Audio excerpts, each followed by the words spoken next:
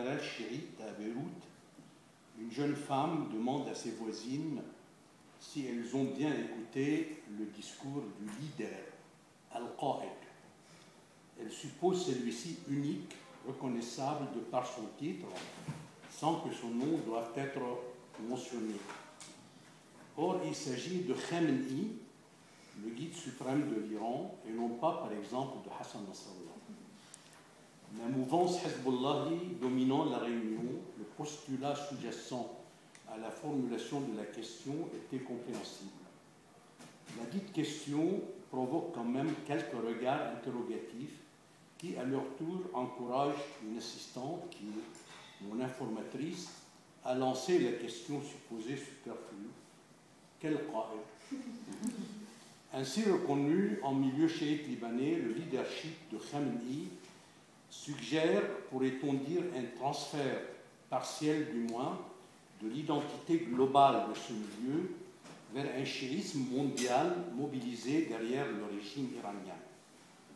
La libanité du groupe est incluse dans la nouvelle configuration de cette identité, mais elle n'en est guère le foyer ou le premier plan, ni même le point de départ.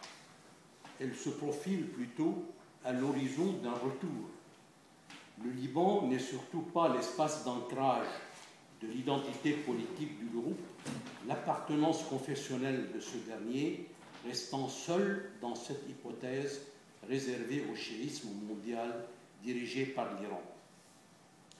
L'identité brandie sous l'étendard du Qa'id iranien est politique d'abord, elle est immédiatement. Le mot Qa'id, leader, préféré en l'occurrence à Murshid, guide, le dit assez. Du moins s'agit-il d'un cas d'espèce de ce que nous avons qualifié naguère d'indistinction partielle des sphères dans un groupe de type communautaire. Les discours de Khamenei servent d'ailleurs à merveille la cause de cette indistinction. Les prises de position politiques s'y trouvent en effet enrobées dans un tissu d'évocation d'images et de symboles confessionnels. L'identité nationale, ou même simplement territoriale, des chiites libanais se trouve ainsi placée sur la vaste orbite internationale structurée sous le leadership politico-spirituel de l'Iran.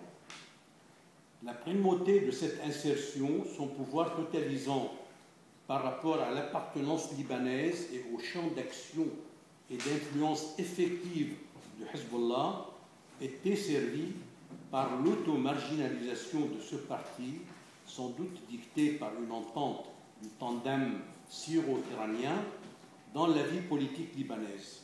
Marginalisation qui s'est prolongée, mais en allant décroissant jusqu'au retrait des troupes syriennes en 2005. Depuis, l'implication de plus en plus accaparante de Hezbollah, son enlisement, pourrait-on même dire, dans les méandres de la politique libanaise, ne paraît pas servir cette polarisation identitaire de la mouvance Hezbollah et du Liban par le mainstream apparent du chiisme mondial. Le parti khomeyniste est désormais forcé de surveiller de très près la scène politique libanaise, de chercher la riposte ou de prendre l'initiative appropriée à chacune des conjonctures qui s'y dessinent. Ce qui ne peut aller sans obligation de se situer par rapport à chacune des forces en place et par conséquent de voir s'accentuer les couleurs locales de son comportement politique et de son image de soi. Cette tendance est encore loin de triompher de l'extraversion du parti qui porte, telle femme endeuillée de sa mouvance, à voir en Khamenei son qa'id incontournable. Il est même légitime de se demander si, sauf cas de force majeure, le parti peut ou veut souffrir pareil triomphe avec son cortège de dégâts sans doute incalculables.